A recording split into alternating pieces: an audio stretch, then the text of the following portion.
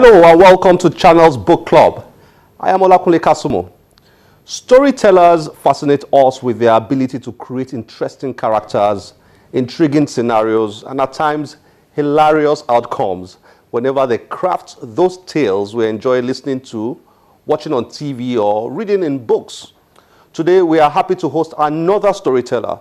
He is Frederick Mordi, a 2004 winner of the Commonwealth Award for Short Stories and the author of this book titled The Familiar Stranger and Other Stories. It's a collection of stories of ordinary people trying to make ends meet and not so ordinary people engaged in power play. Apart from his passion for writing, Fred has a master's degree in media and communications and has worked as a journalist and corporate communications professional for the past 17 years. He joins us on Channel's Book Club to review his book of short stories. Fred, thank you for joining us on Channel's Book Club. Thank you, Kunle, for having me on your show. The Familiar Stranger and Other Stories. Very interesting stories to read. You've got eight stories in this book, correct? Correct. Well, at what point did you decide to write this? I know you've been writing for a long time, and I'm guessing you probably had written some of those short stories at various times and then decided to piece them together. Sure. What's the story behind the book? Thank you very much. I wrote some of these stories as far back as 20 years ago. 20 years? 20 years ago, way back in 96. The oldest story in this collection, Money Palava, was actually written in 1996.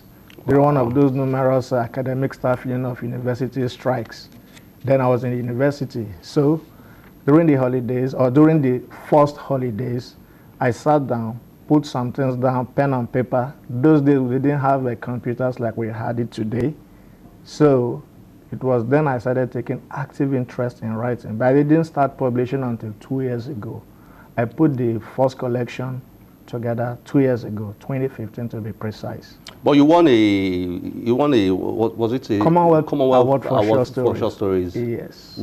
Any of the short stories here? It's there. It's the last one. Incidentally, happens to be the smallest. The senator's car. Exactly. Ah, I won you that award. Well done. Congratulations. Thank you. I mean, first of all, I like the fact that the stories have very rich African backgrounds. At least my own favorites out of the stories. My favorite of the stories should be how Omar got a wife.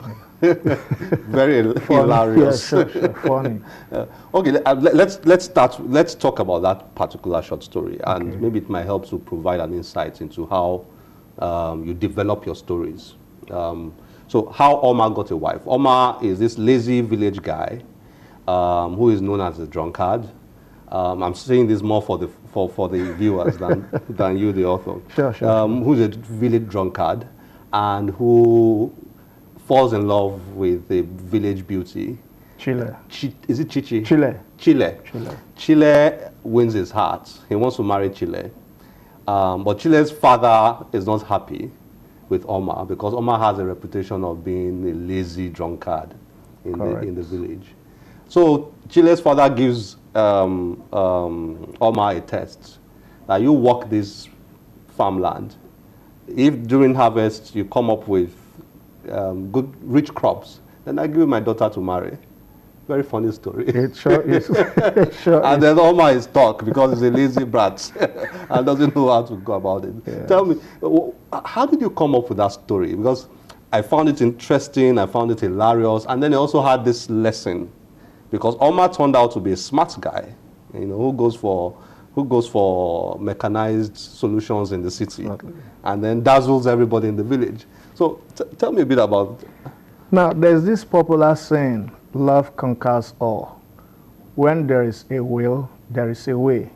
Omar, from what you've just said, is intensely in love with Chile, and is prepared to do anything to win her heart, including having to do back-breaking work, as it so seems, working at the village. But he realized that the way they farm at the village is no way for a young man to survive. That's why he consulted his friend, who worked in the city, Tunica, to assist him in that project. The project was tagged Operation Jack and the Beanstalk. You know, one of those old stories we read while we were growing up. He got mechanization, like you said, to win the day at the end of the day. So he used farm tractors, modern farm equipment to clear the piece of farmland given to him, almost the size of a standard football field. He was expected to till it using the same manual labors his fathers have been using, but he decided to approach it in a different way, using mechanization. At the end of the day, his harvest proved to be very bountiful. Of course, you can't use mechanization without applying fertilizers too. Those ones also came up. Very good modern farming practices.